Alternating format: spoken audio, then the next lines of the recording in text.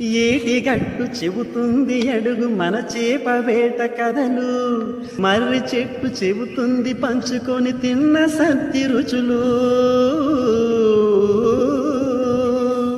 చెరకు తోట చెబుతుంది అడుగు ఆనాటి చిలిపి పనులు, టెంట్ హాల్ చెబుతుంది ఎన్టీఆర్ స్టంట్ బొమ్మ కథలు, పరుగెడుతూ పడిపోతూ ఆ నూతుల్లో ఈత కొడుతూ ఎన్నేళ్ళో గడిచాయి ఆ గురుతులనే విడిచాయి.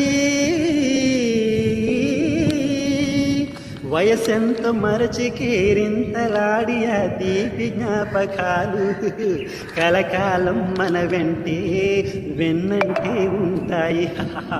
మనలాగే అవి కూడా విడిపోలేనంటాయి.